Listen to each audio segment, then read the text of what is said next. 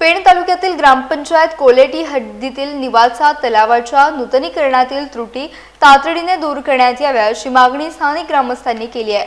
JSW कंपनीच्या CSR निधीतून तलावाचे सुशोभीकरण आणि नूतनीकरण करण्यात आले असले तरी काम पूर्ण झाल्यानंतर काही महत्त्वाच्या सुविधांचा अभाव असल्याचं ग्रामस्थांनी निदर्शनास आणून दिले आहे। ग्रामस्थांच्या म्हणण्यानुसार निवासा तलाव हा पूर्वापार गावाच्या वापरातील असून शेतातील भाजीपाला लागवडीसाठी, गुरांना पाणी पाजण्यासाठी तसेच गणपती विसर्जनासाठी या तलावाचा वापर केला जातो। मात्र नूतनीकरण करताना गणपती विसर्जनासाठी आवश्यक घाटाची व्यवस्था करण्यात आलेली नाही।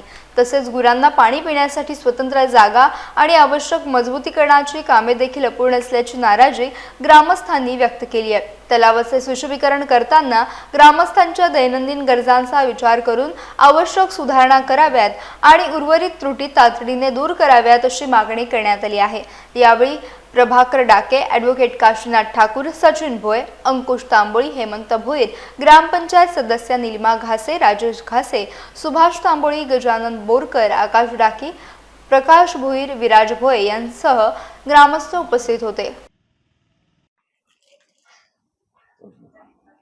माझं म्हणणं असं आहे की ग्रामपंचायत कोलेटी आणि कोलेटीवाडी आज CRS पण हा JSW नाव कोलेटी गावासाठी चांगल्या प्रकारे दिलेला आहे आणि आज ग्रामपंचायतने जो योग्य वापर केलेला नाही त्याचा आणि आज ती सुविधा आपल्यासाठी JSW जी चांगल्या प्रकारे पुरवली आहे।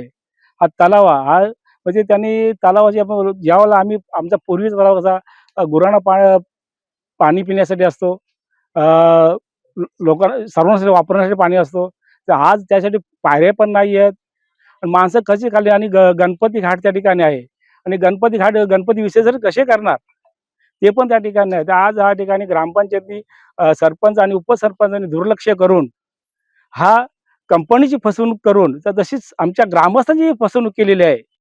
कोलेटीचा अंकुश तांबोली आणि इथला एक शेतकरी आहे। तर शेतकरीच्या नात्याने आमचा हा ओहळ पाणी जाण्या येण्यासाठी तलावाकडे रस्ता आहे, त्या रस्ता आम्हाला पूर्ण करून किंवा त्याच्यामध्ये गाळ काढून तो पाईप टाकून आम्हाला हा रस्ता पूर्ण करण्याची कमिटीची जबाबदारी आहे किंवा ग्रामपंचायतची जबाबदारी आहे।